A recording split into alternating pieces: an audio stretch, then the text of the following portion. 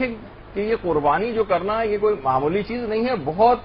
زیادہ اس کے فضائل ہیں، جبھی اس کی تاکید بہت زیادہ آئی۔ سب سے پہلی چیز تاکہ لوگوں کو احساس ہو کہ یہ صرف کھیل تماشے کے لیے چیز نہیں ہو رہی ہے جیسے کہ آج کل بن کے رہ گئی ہے قربانی، بلکہ یہ واقعتاً ایک ایسی چیز ہے، بہت ساری روایات اس کے اوپر آئیں۔ اگرچہ آپ کو پتہ ہے کہ فضائل کی بہت سے ساری روایات کے اندر ذوق بھی پایا جاتا ہے، لیکن کیونکہ وہ بات کو مطلب کو سمجھانے کے لیے تو علماء نے ان کو بیان کرنے کی بھی اجازت دی ہے۔ سب سے پہلی تو یہ روایت میں یہ چیز آئی کہ فوری مغفرت ہو جاتی، فوری مغفرت۔ اور خود بہت سی روایات کے اندر ویسے تو دیکھیں اس بات کی اجازت ہے کہ آدمی کسی اور جگہ پر ہو اور قربانی وہ کسی اور جگہ کروائے، لیکن اسی جگہ پر اگر موجود ہو تو بہت زیادہ اچھا، کیونکہ بہت سی روایات میں یہ بات آئی ہے کہ قربانی جس وقت ہو رہی ہو اس وقت وہاں پر موجود رہو، کہ کیونکہ خون کا پہلا قطرہ گرتے ہی پروردگار انسان کی مغفرت کر دیتا ہے جس نے قربانی کروائی، یعنی ابھی خون کا پہلا قطرہ گرا ہے اور اس کے تمام گناہ معاف ہو جاتے ہیں۔ اتنی اہمیت ہے اس بات کی۔ اچھا، دوسری چیز وہ یہ ہے کہ جو قربانی اس نے پیش کی ہے، روایات میں ہے کہ قربانی کا خون زمین پہ گرنے سے پہلے ہی خدا کی بارگاہ میں قربانی سند قبولیت لے لیتی ہے، قبول ہو جاتی ہے پروردگار کے ہاں۔ لہذا پیغمبر اسلام نے یہ بات فرمائی ہے ایک حدیث میں کہ تم خوش دلی سے قربانی کیا کرو، کیونکہ قربانی کا خون زمین پر گرنے سے پہلے ہی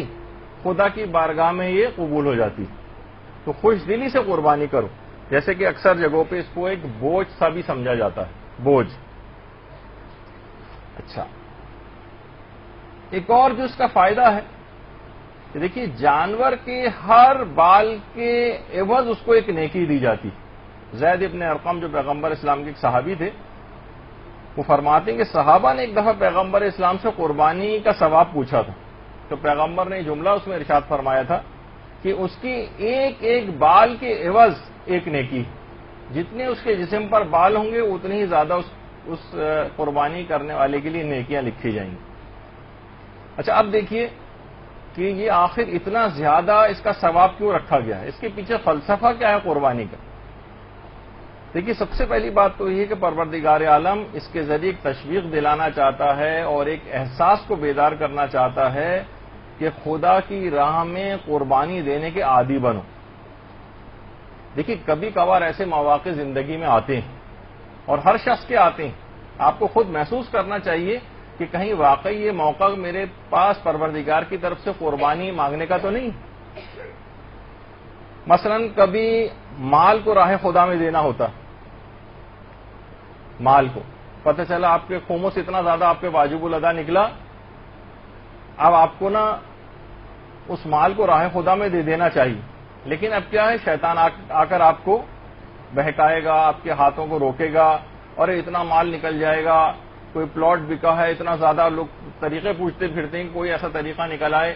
کہ مثلا ہم نے بزنس پرپز سے یا کوئی سیونگ کے اعتبار سے کوئی پلاٹ لیا تھا، اس کی اتنی قیمت ہو گئی، اس کو بیچیں گے تو اتنا زیادہ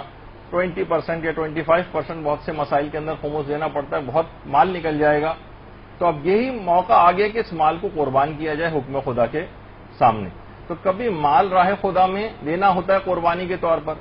کبھی عہدہ راہ خدا میں قربانی کے طور پر پیش کرنا ہوتا ہے۔ بہت سی جابس ایسی ہیں، سودی ملازمتیں ایسی ہیں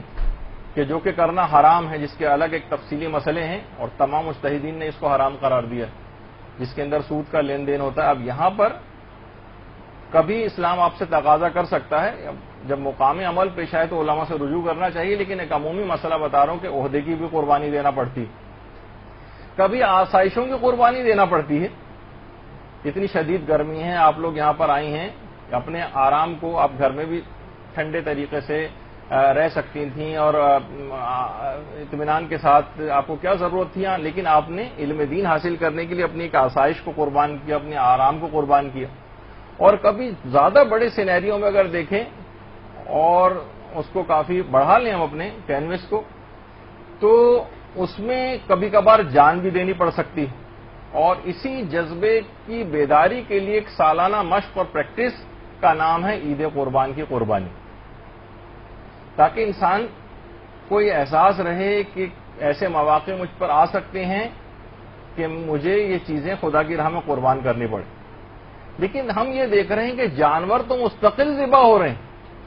لیکن جذبہ قربانی کہاں ہے یہ ہمیں دیکھنے میں نہیں آ رہا.